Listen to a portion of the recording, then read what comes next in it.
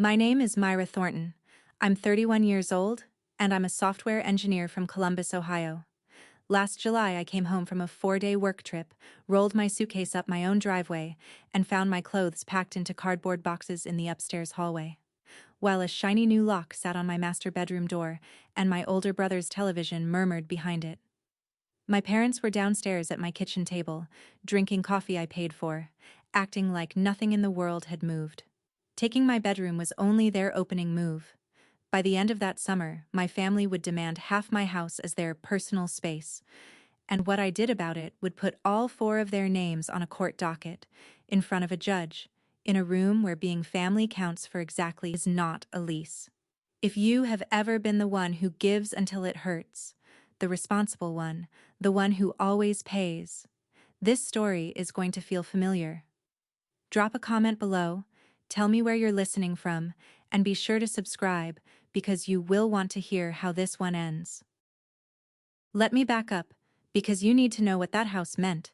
It's a 4-bedroom Craftsman in Westerville, a quiet suburb north of Columbus, with a porch swing and a maple out front that turns traffic light red every October. I bought it 2 years ago, when I was 29. No help. No cosigner. I started doing co-op semesters at 19, writing code for an insurance company while my roommates went to football games, and I saved like it was a religion. The down payment took 10 years of skipped vacations and a car with crank windows. I'm not complaining. I'm explaining the math, because my family never did that math. In my family, I've been the fixer since I was a teenager. When Brett, my older brother, buried himself in credit card debt at 28, I paid it off. When Dad's truck died the same month as his water heater, I covered both and called it a birthday gift. When Mom wanted the whole family at a lake cabin for her 60th, I booked it, and nobody asked how much it cost, because nobody ever asks the fixer. I minded less than I should have. Being useful felt like being loved, and I hadn't yet learned the difference. But the house was different. The house was the one thing that was only mine. My name alone on the deed. My key in the lock.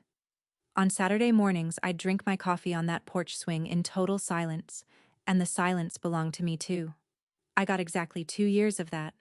Then, one Tuesday in February, my mother called with a voice like warm bread, and she said the sentence that started everything. "Honey, we need a little favor." Here was the favor. My parents had sold their ranch house on Beckley Street, the one Brett and I grew up in, because the yard and the stairs had gotten to be too much.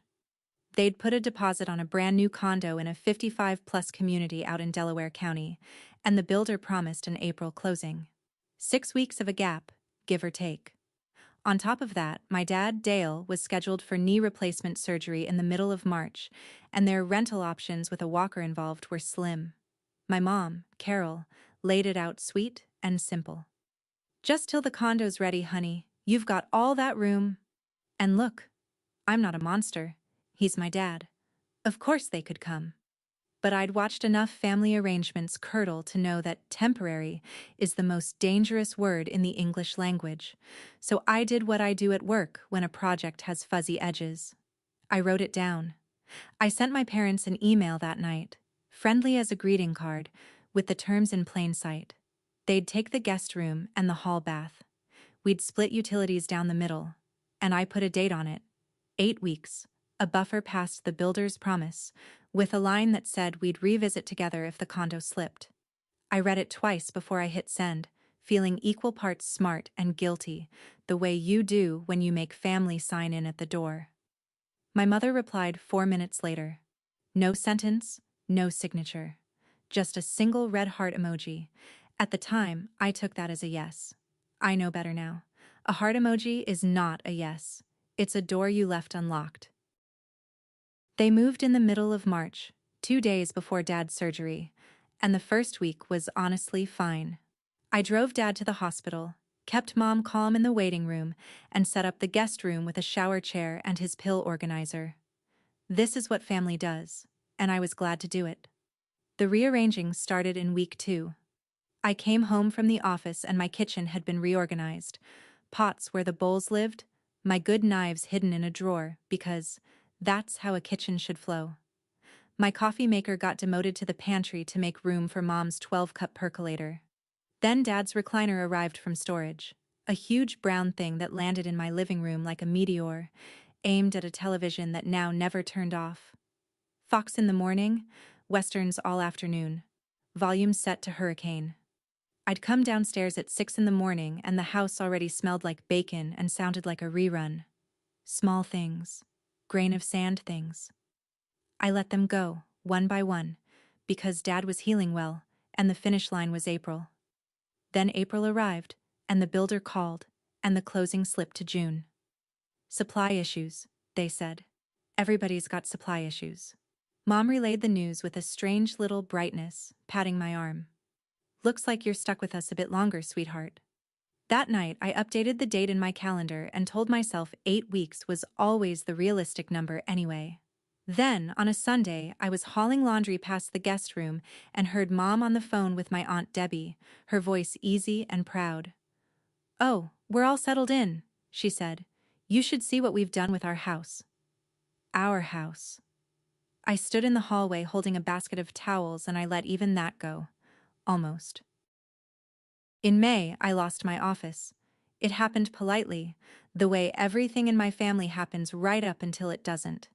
Dad's physical therapist recommended a stationary bike and a set of resistance bands, and Mom decided the only possible location was my first-floor office, the one room where I could shut a door and earn the money that paid for the whole operation. I work from home 3 days a week. I said as much. Mom smiled like I'd said something adorable and moved my monitor to the dining room table. "You're young, honey. You can work anywhere. Your father needs his equipment on one floor." So for the rest of the spring, I took video calls at the dining table while a Western thundered behind me and a percolator burped like a swamp.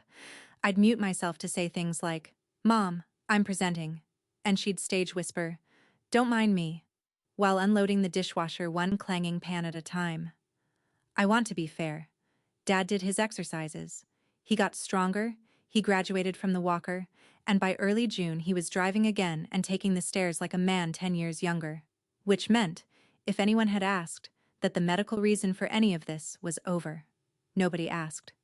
I circled the end of June on my mental calendar and promised myself a reckoning, a kind one, with pie, but a reckoning. Then one evening my phone rang, and the screen said Brett. And I remember standing very still at the counter before I picked up. My brother never called me. He hadn't called on my birthday in 3 years.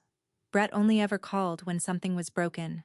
This time, the broken thing turned out to be his entire life. Brett is 35, 4 years older than me, and until April he was a production supervisor at an auto parts plant outside Dayton. The plant cut a third of its staff, and Brett was in the third. He'd hidden it from everyone for 2 months, letting the severance quietly burn while he told Kayla, his wife, that things were in motion. Kayla was 4 months pregnant. Their apartment lease was up in June, and their landlord wanted a renewal signed or the keys back. All of this came out in one long, aggrieved phone call in which my brother never once said the word sorry or the word please. What he said was, "So we're thinking we'll just set up at your place till the baby comes. Mom already said it makes sense." I looked at the wall for a second. I said, very carefully, that I was sorry about the job, that we'd figure something out, and that I needed to think about what was possible, because I had a full house already, and a family under my roof was turning out to be a lot. That's not a no, you'll notice. I've replayed it 100 times, and it still wasn't a no. It was a, "Let me think," from a woman who'd been trained her whole life never to say the other thing. That Friday, I flew to Seattle for a 4-day sprint review that had been on my calendar for a quarter. Sunday night, my phone buzzed in the hotel. It was a text from my best friend Jess, who lives 3 streets over from me, and it said, "Hey, random question. Did you know there's a U-Haul in your driveway?" I stood at that hotel window looking at the Seattle skyline, doing the time zone math, and I understood that whatever I decided no longer mattered.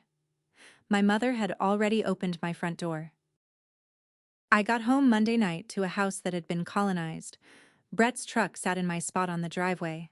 The second guest room, The small one I used for my treadmill was packed to the ceiling with their belongings, and the overflow filled half my unfinished basement. Kayla, sweet-voiced and enormous in a way that made every sentence feel like a hostage situation, hugged me at the door and said the drive-up was brutal. Brett hugged me too, big and loud, like this was a reunion I'd won. There she is, Casa Thornton. My mother stood behind them, beaming like she'd pulled off a surprise party. Family shows up for family, she said, and squeezed my arm. I want you to know I didn't smile and swallow it. I said, in front of everyone, that this was not what I'd agreed to, that I'd said I needed to think, and that 6 weeks was the absolute ceiling while they found their own place. Starting the apartment search this week. Brett waved me off with a laugh. Relax, it's temporary. You sound like a landlord. Everyone chuckled at that, even Dad, and the conversation moved on to nursery colors like weather had passed through.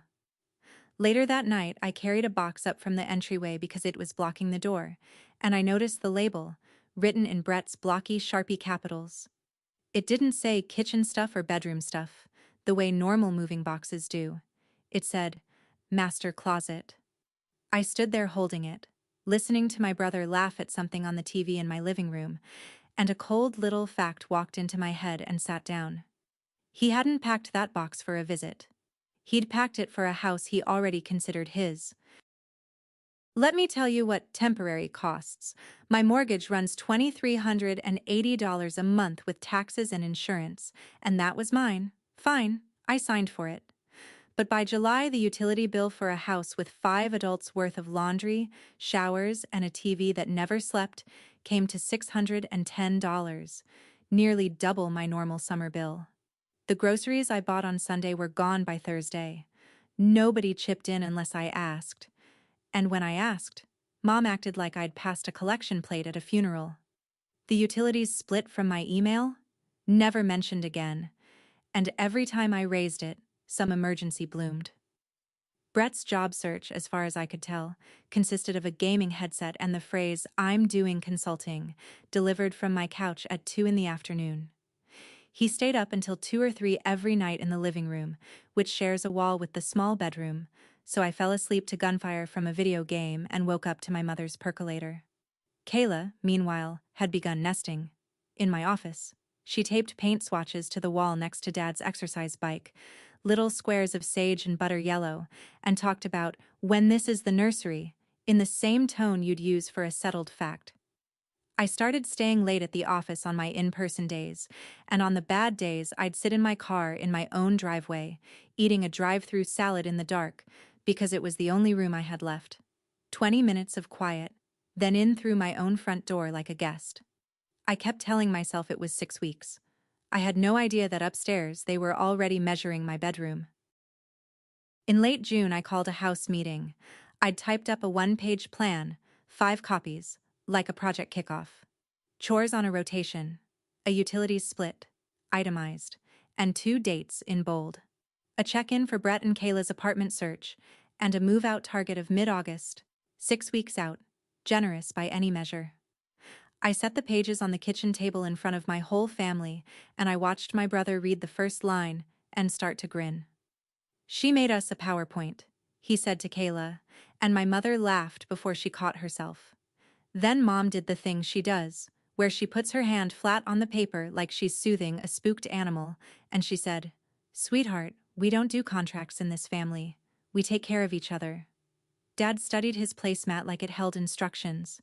Kayla said the baby was making her tired, and that was somehow the closing argument. Nobody signed anything. Nobody agreed to anything. The pages ended up under a pizza box by 8 o'clock. That night, I did something small that turned out to matter. I opened my phone and started a note, and I wrote down the date, what I'd proposed, and what was said. Quietly, a habit was born. If you've ever stood in your own kitchen holding a plan while your family laughed at it, while the people you'd bailed out for years told you contracts are for strangers, then you already know how this felt. And I'd genuinely like to hear your version in the comments. And subscribe if you've ever been the responsible one, because the responsible ones need each other. 10 days after that meeting, I flew to Seattle again. And that was the last night I ever spent in my own bedroom. You already know the scene I came home to, but let me walk you through it properly, because the details matter. It was the Monday after the 4th of July weekend. I rolled my suitcase up the driveway past Brett's truck, let myself in, and climbed my stairs. In the hallway outside the small bedroom sat 4 cardboard boxes with my name on them, my clothes, folded by hands that were not mine, my nightstand drawer dumped into a freezer bag, my books stacked spine up like firewood. On top of one box, face down, was the framed photo from my closing day, the one of me on the porch holding the keys. And on my master bedroom door, where there had never been a lock because I lived alone, there was a shiny new brass knob with a keyhole. I knocked. My brother opened my bedroom door the way you'd open it to a delivery driver, shirtless, easy, a baseball game going on my TV behind him. Past his shoulder, I could see diaper boxes stacked on my bed and Kayla's suitcase open on my dresser. "Oh, hey," he said. "We figured you wouldn't mind. You're barely here anyway, and Kayla needs the bathroom at night. Pregnancy stuff. You get it." Behind him, Kayla waved from my reading chair. I stood in my hallway in my work clothes, and I heard myself ask where my parents were, because some part of me was still certain this had happened over their objections, that downstairs I'd find allies. Brett actually smiled. "Kitchen," he said, and went back to his game. My parents were sitting at my kitchen table with coffee, and the second I walked in, my mother's eyes went to the ceiling, toward the master bedroom, and then quickly back to her cup. They hadn't been ambushed. They'd helped him carry the boxes. They knew. What followed in my kitchen was the conversation that taught me who my parents were, and I say that as a woman who'd known them 31 years. I kept my voice level. I said Brett and Kayla had taken my bedroom, installed a lock on an interior door of my house, and packed my things without asking, and that all of it would be undone by the weekend. My mother folded her hands and explained patiently, as if I were the confused one. Kayla was pregnant. Kayla needed the master bathroom at night. "Pregnant women can't be running down the hall at 3 in the morning, Myra." I pointed out calmly that the small bedroom and the master are on the same floor, 4 steps apart, and share a hallway with the same bathroom Brett and Kayla had been using for a month. There was a pause. "You could have parked a truck in." Then my mother switched arguments without blinking.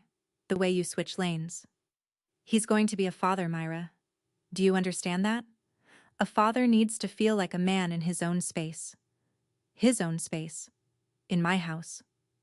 I looked at my dad, my last hope in that kitchen, and Dale Thornton, a man who once drove 4 hours in an ice storm to change my tire, studied the newspaper like the newspaper had asked him a question. He didn't say a word. That silence had a weight I can still feel. I said the room would be returned by Sunday or we had a serious problem. And from the staircase behind me, where he'd been listening the whole time, my brother's voice came down pleasant as a weather report. "Or what?" Just that. He wasn't angry. He was curious. The way you're curious about a bug on its back. "Or what?" I stood in my kitchen and realized I didn't have an answer. And he knew it. That Sunday, my family threw a dinner in my house to announce how they were dividing it. I'm not exaggerating for effect. Mom made a roast. Kayla set the table with a centerpiece. And when the plates were cleared, Brett stood up at the head of my table, my chair by the way, and delivered what he called the family plan, with the bright, rehearsed confidence of a man unveiling a quarterly strategy. Their growing family, he explained, needed real space. So they'd keep the master, obviously. That was done. My office would become the nursery. Kayla had already picked the paint. They'd take the living room as their family zone in the evenings, and half the garage for his tools and the baby gear. "Basically, the upstairs/front half is our personal space," he said, drawing a line in the air over my table, "and you've still got your room, and the kitchen, since you're the cook around here anyway." He grinned at that, like he'd paid me a compliment. I waited for my parents to laugh, because it was objectively hilarious. A man with no job and no lease, standing in a house he didn't own, awarding himself 50% of it. My mother nodded along. Nodded. Kayla pulled up a Pinterest board of the nursery, my office, and passed her phone around, and my father looked at paint colors for a room in my house that was being confiscated and said they were nice. I said one thing. I said, "Brett, this is my house."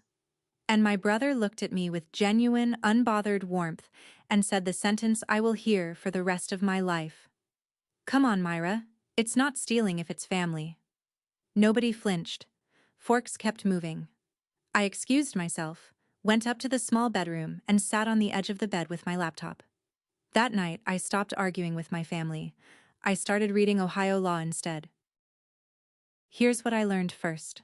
What my family was doing to me was, in the eyes of the law, mostly legal. And what I wanted to do back, mostly illegal. The week after the dinner, Brett annexed the garage.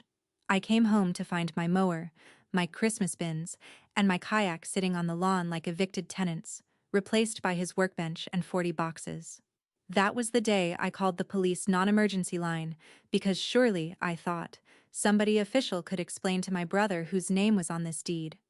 A patrol officer came out, a polite guy about my age who kept his hands in his vest and listened to everyone.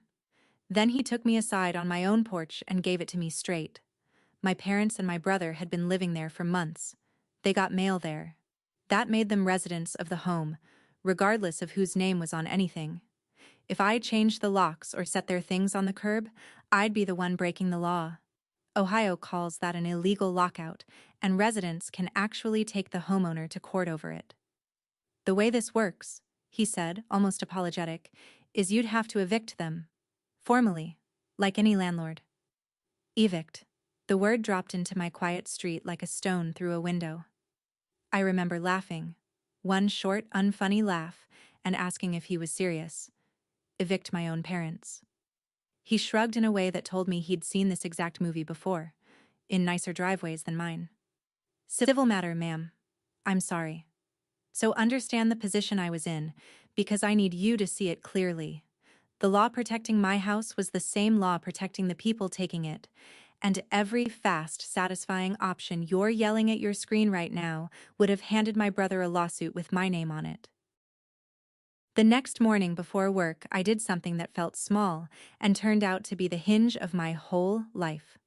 I took a red folder from my office supplies, one of the last things in that office that was still mine, and I filled it. The deed, with my name alone on it. The closing documents from 2 years ago. My mortgage statements. Every one of them paid from my checking account. The email I'd sent my parents in February with the 8-week terms, and the heart emoji reply, screenshotted with its date. The utility bills, before and after.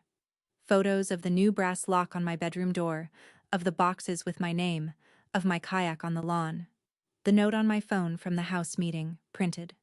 10 minutes of quiet paperwork at the dining room table while my mother's percolator gurgled and my hands were perfectly steady, and that's when I knew something in me had already decided.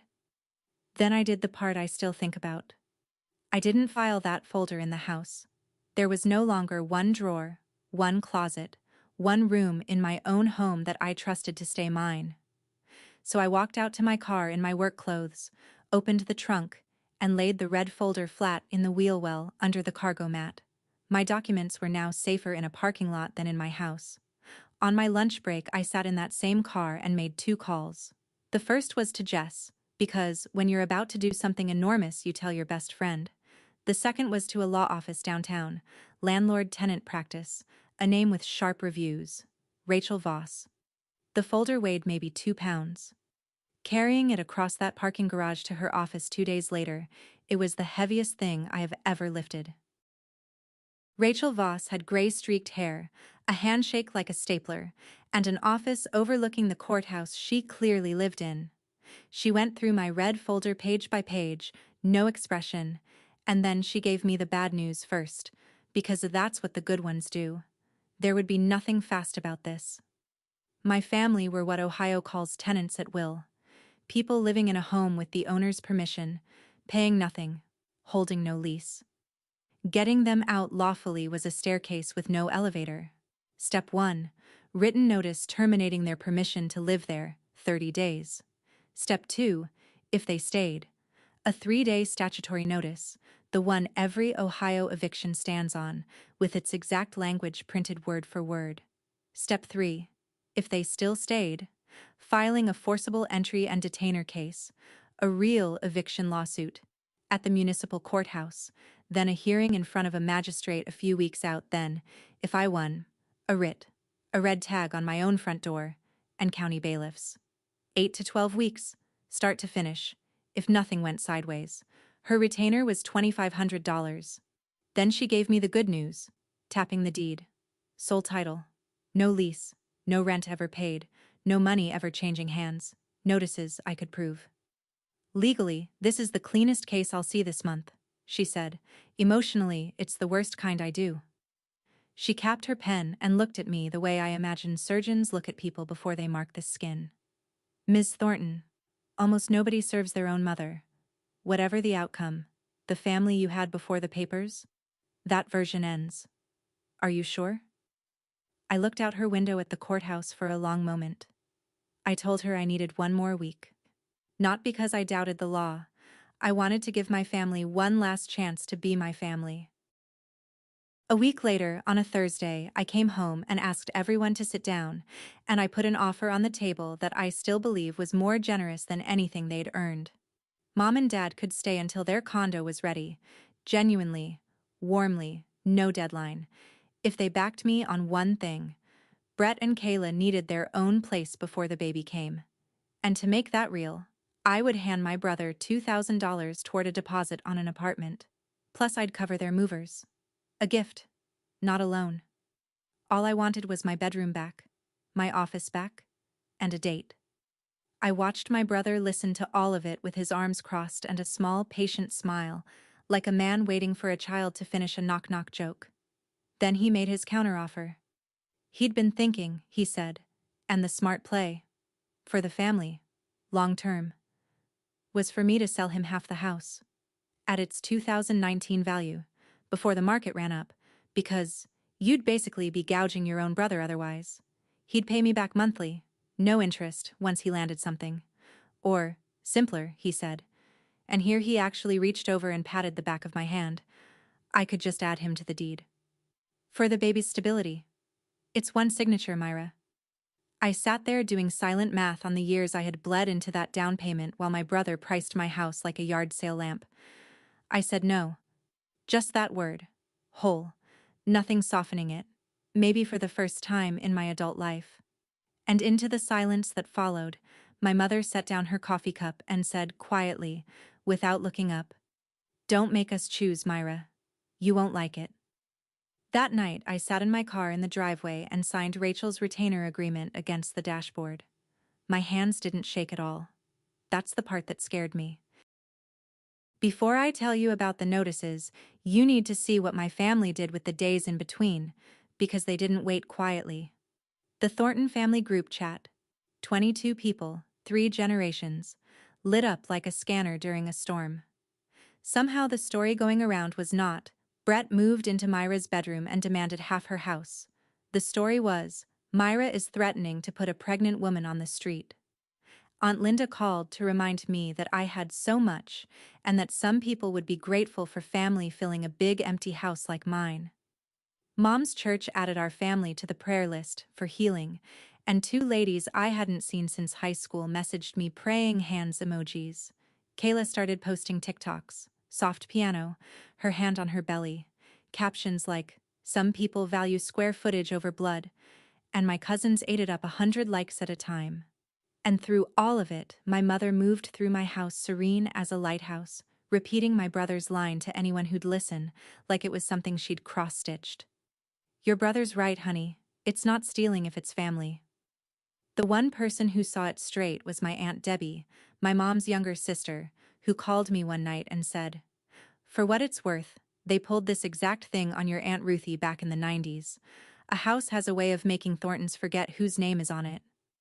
Then she sighed and said she loved me but couldn't be in the middle, and the last neutral witness left the field. I understood. I stopped explaining myself to relatives after that. But it was that same week, standing at the end of my driveway with the group chat buzzing in my pocket, that I opened my mailbox and found the envelopes. and the envelopes changed the temperature of everything.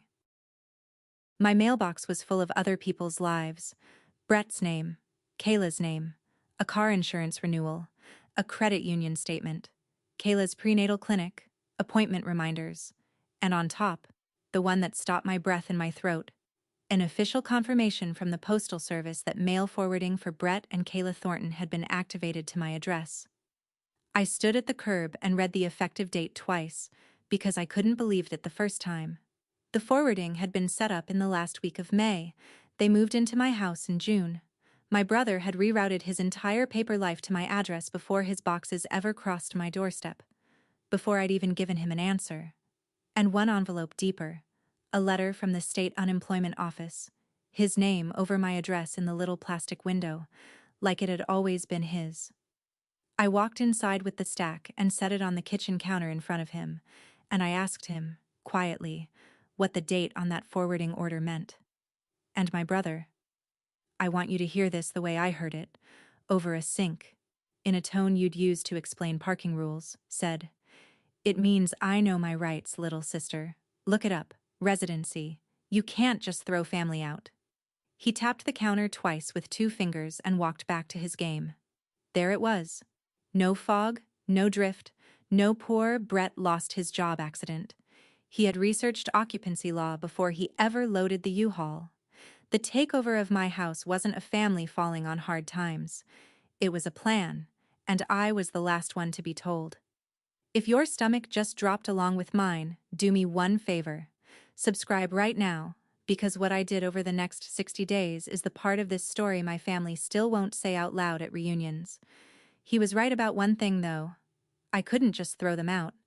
But just was about to do a lot of heavy lifting. On July 28th, I served my family.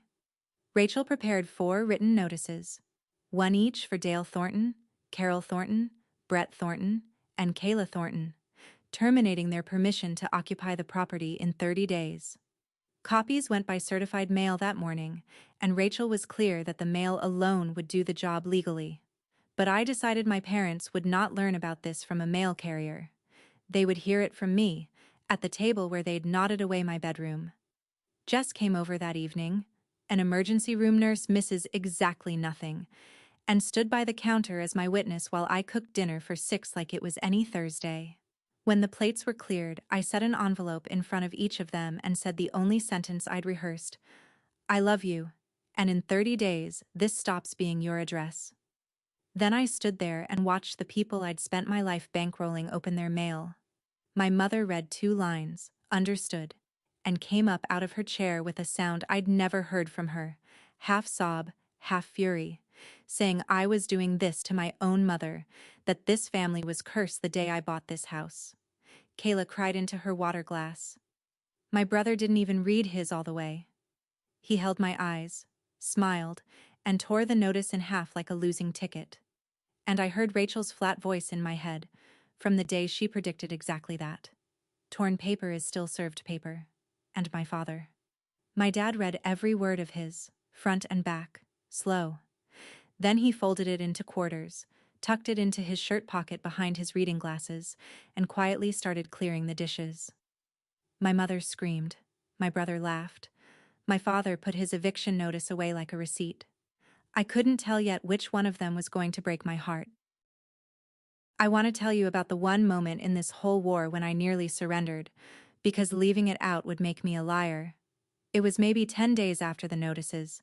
I came down at 2 in the morning for water and saw light under the garage door. His half, as he called it. I found my brother sitting on a paint bucket in the middle of his workbench kingdom, not drinking, not on his phone, just sitting, turning something over in his hands. His old plant badge, the laminated one with the terrible photo he used to flash at Christmas like a sheriff's star, back when he was the only Thornton kid with a title. He didn't hear me at first, and for a second I saw my brother the way he must see himself at 2 in the morning, 63 job applications deep, wife due in November, sleeping in a bedroom his little sister paid for.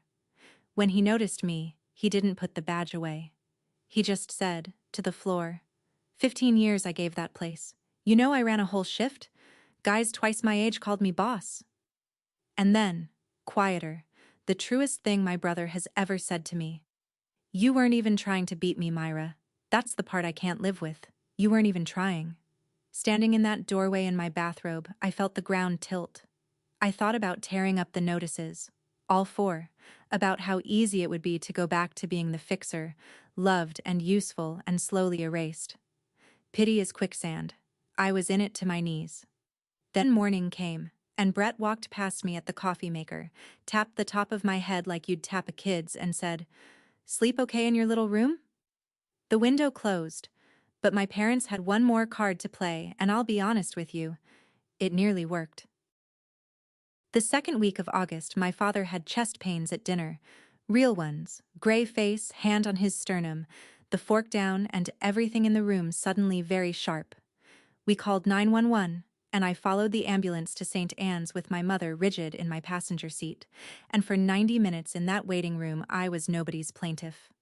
I was a daughter doing bargains with God. It turned out to be angina, serious but stable. New medication, a follow-up with cardiology, no procedure needed, thank God. And my mother turned from the triage desk, looked at me with eyes gone flat as nickels, and said, "I hope it was worth it. The stress of what you're doing. This is what it does. You're doing this to him." I stood there under those fluorescent lights and, for about a minute, she had me.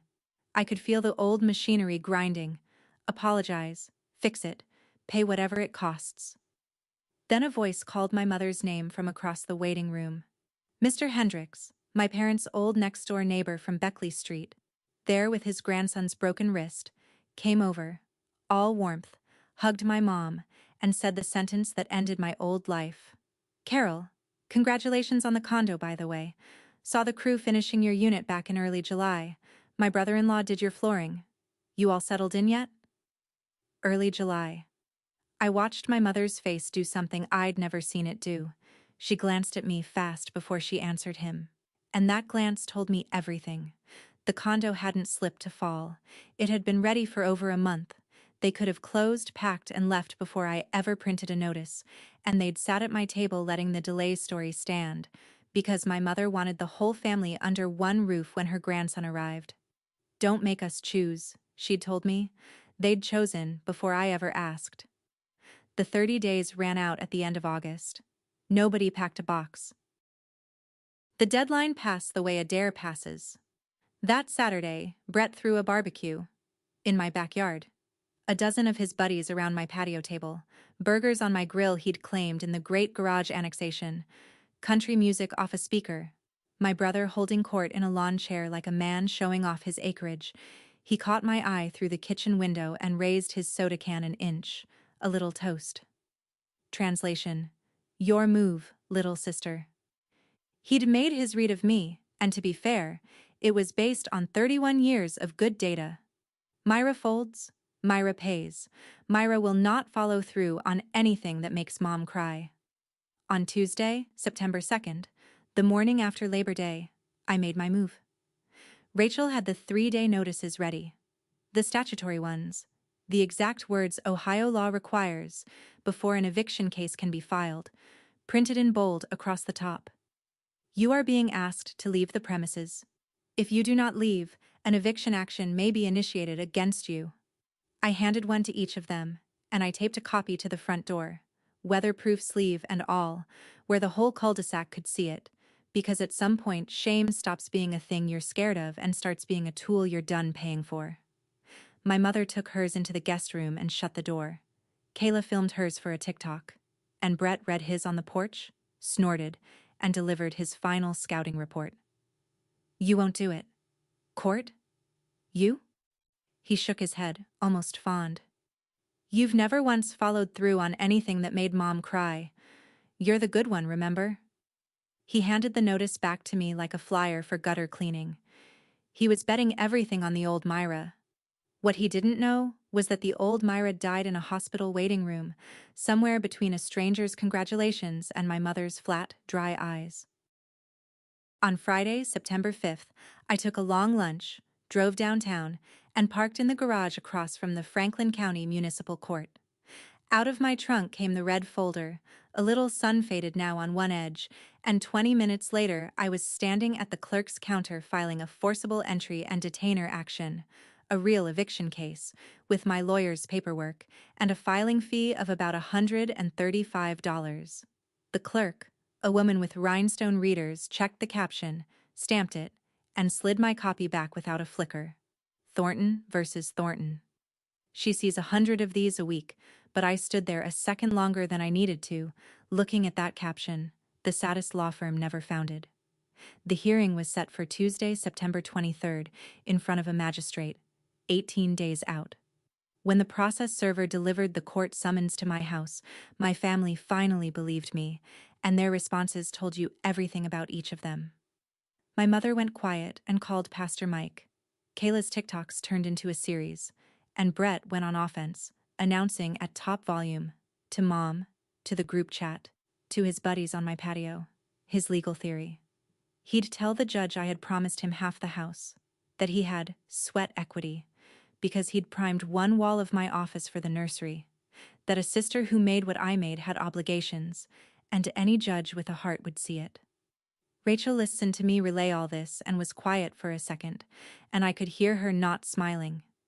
No writing, no deed, no dollar ever paid, she said.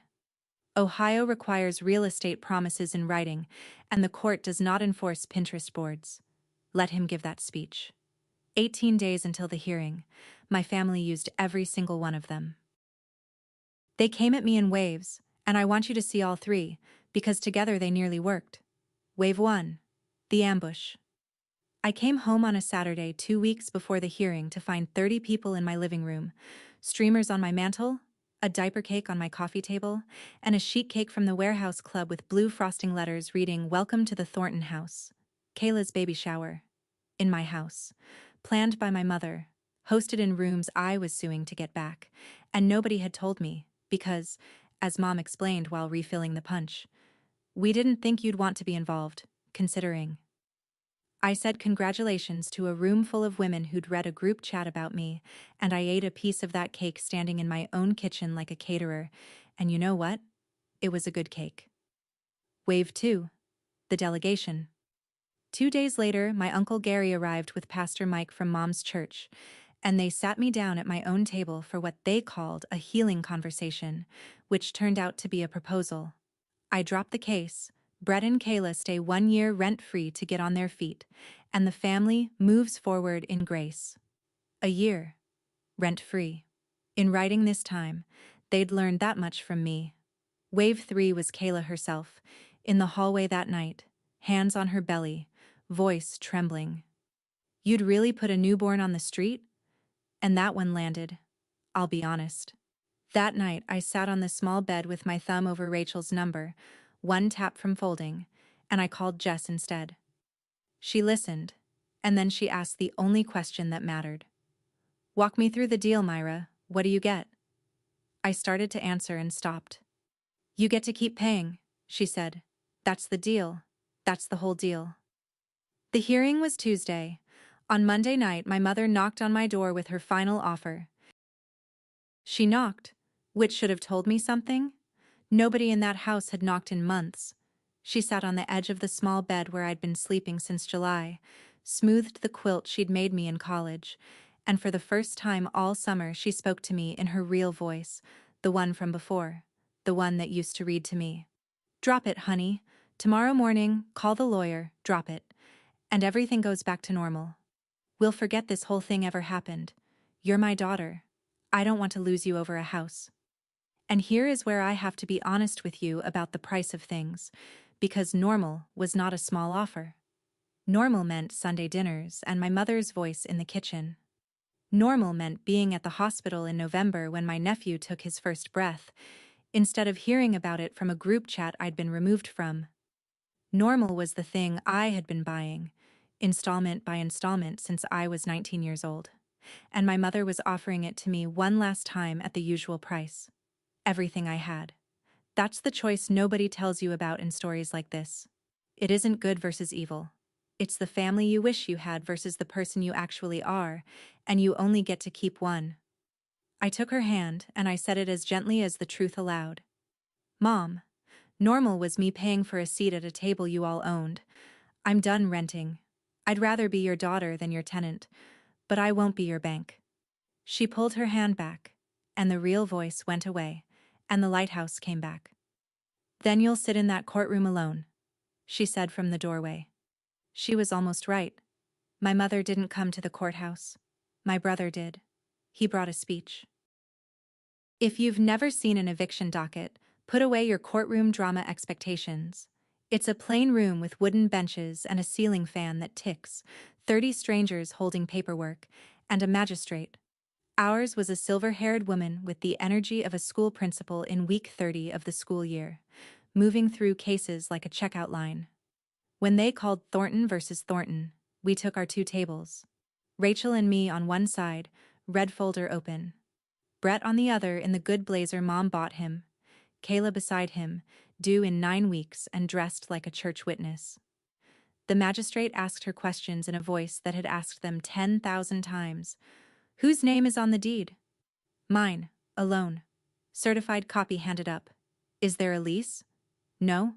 "Has any rent ever been paid?" "Any amount? Ever?" "Not $1. And I watched her glance at Brett for the contradiction, and Brett agreed, proudly, because in his mind paying rent would have been the insult. Were the notices properly served? 30-day and 3-day, certified mail receipts, witness affidavit, photographs. The magistrate nodded along like a woman checking boxes. Then Brett stood up and gave his speech. And I'll grant him this. He'd practiced. He talked about family meaning something, about verbal promises, about the wall he'd primed, about sweat equity, and a sister with 2 incomes worth of luck. The magistrate listened with her chin on her hand until he wound down, and then she asked him her 4 little questions. "Do you have that promise in writing? Is your name on the deed or the mortgage? Have you paid toward the property in any form? Do you contest that you received proper notice?" 4 no's, each quieter than the last, and it was done. "Ohio law wants real estate promises on paper," she explained, not remembered fondly. "Judgment for the plaintiff. Writ of restitution to issue. Move out ordered within 10 days. 90 seconds of questions." That's what his empire came to.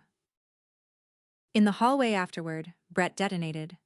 Called me a traitor to my family, loud enough that a bailiff drifted over, said I'd bought a judge the way I bought everything. I waited until he ran out of air, and I kept my voice at kitchen table volume, and I gave him back his own words. "You keep saying it's not stealing if it's family. The judge just gave it a different name." And then, because 15 years of ledgers were finally closing, I added the rest. "You taught me family keeps score, Brett. I'm just the first one who wrote it down." The law gave them 10 days. My parents used 2. My brother used every hour. And then some. My parents closed on their condo that same week. The condo that had been sitting finished since July, a fact nobody mentioned and everybody knew. The moving truck came on a Thursday. My mother directed the loading of the recliner and the percolator with the bearing of a deposed queen, and when the last box was in, she stood on my porch, looked past me at the house like it was a person who'd disappointed her, and delivered her exit line. "I hope this house keeps you warm, Myra." No hug. Down the steps. Into the truck. That one still aches, and I've decided it's allowed to. But my father stayed behind a minute, and this is the part I didn't see coming. Dale Thornton, who had barely spoken all summer, took his old toolbox out to my back gate. The one that had screeched like a barn owl since March, the one he'd promised to fix back when he could barely walk. And he oiled the hinges and squared the latch until it swung silent. Then he came into the kitchen, set his key to my house on the counter, and next to it an envelope with $400 in worn 20s. "For the utilities," he said. "Their half. Or some of it." And then, my dad looked somewhere over my shoulder and said the longest speech I ever heard him give. I watched my father do this to my sister Ruthie. Whole family camped in her place, called her selfish when she finally hollered. I told myself I'd never sit that quiet. He picked up his toolbox. "Turns out quiet is a thing you inherit, kiddo. I'm sorry. And for what it's worth, you deserve to hear the truth about that condo months before a stranger handed it to you in a waiting room. I knew. I just didn't have the spine to say it myself. He was gone before I could do anything with that. One set of keys back, one to go. My brother had 10 days, and he'd barricaded himself in my master bedroom. Brett's last stand was exactly as strategic as the rest of his plan. He didn't apartment hunt. He didn't call the legal aid number the court gave him. He spent his 10 days telling the group chat I'd never go through with it. The judge was a formality. Myra folds. Myra always folds. While Kayla's mother quietly started boxing the nursery things when he was out. On day 10, a bailiff's deputy knocked, checked the writ, and posted the red tag on my front door. Notice of restitution, property to be vacated. And on set-out morning, a crew showed up with the bailiff to carry out, item by careful item, everything my brother had refused to move himself. I had asked Rachel every question about how to do this part with a shred of mercy, so the baby things had been set aside first, wrapped, staged in the garage. Nobody's crib went on a curb, whatever the group chat says to this day. I didn't watch from the porch. I want that on the record. There was no lawn chair, no lemonade, none of the victory lap theater I'd been assigned in the family's telling. I sat at my kitchen table where every terrible decision of that year had been announced, and I listened. Packing tape, boot steps, the particular scrape of a bed frame coming down my stairs, my brother's voice out front getting louder and thinner at the same time. And then a truck door, and then another one, and a diesel engine idling. Kayla had called her father. Ray Kessler is a retired lineman from Grove City, a big quiet man with a handshake like my dad's, and he showed up in his pickup, embarrassed to the roots of his hair, and loaded his pregnant daughter's life into the bed without commentary. The only thing I heard him say through my kitchen window was to Brett, who was mid-speech about betrayal and blood, and it was this. Son, nobody took a thing from you.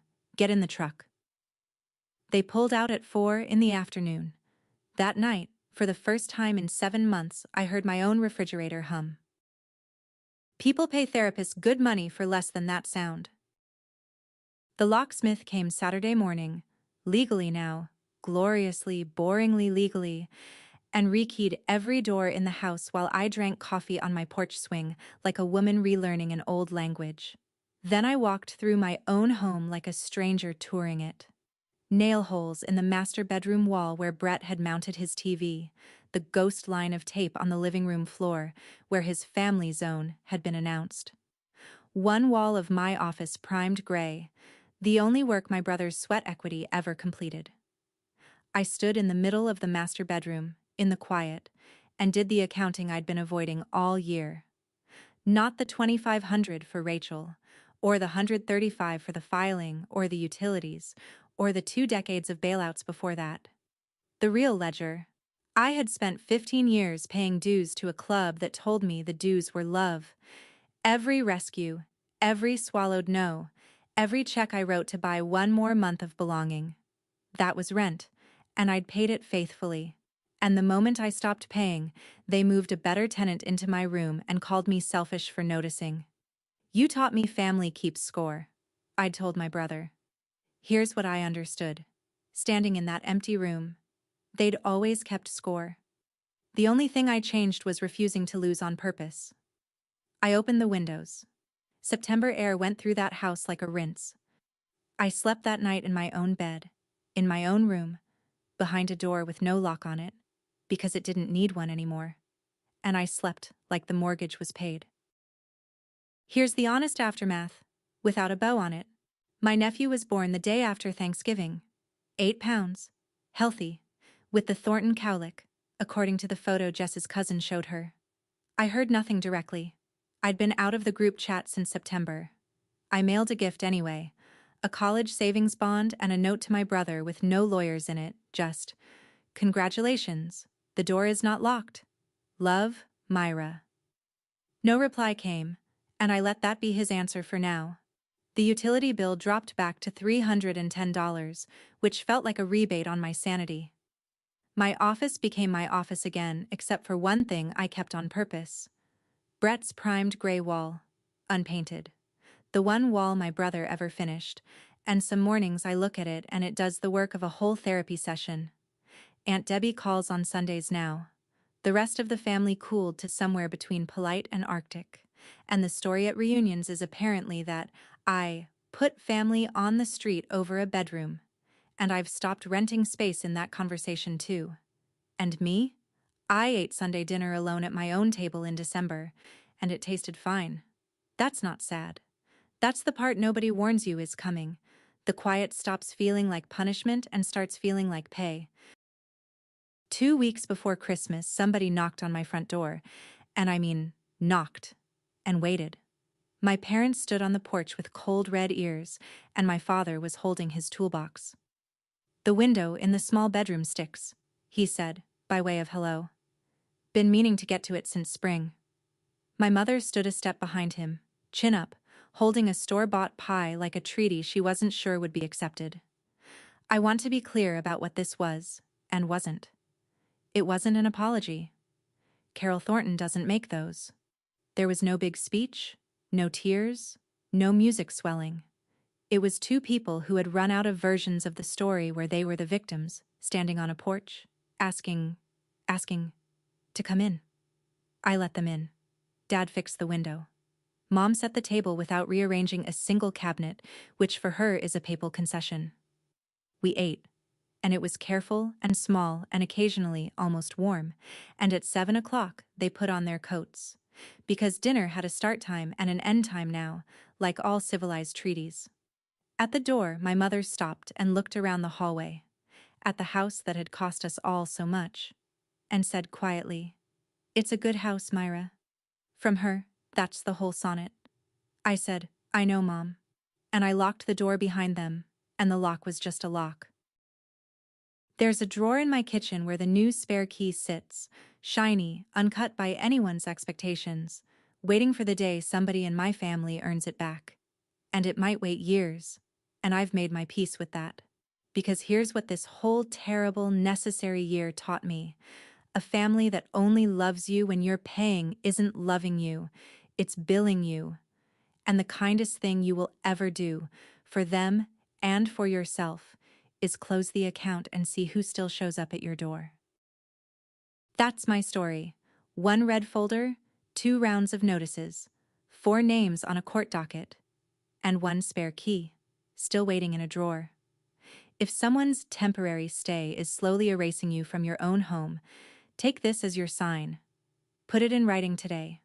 Share this video with someone who needs the push, drop a comment with your story, hit subscribe, and I'll see you in the next one.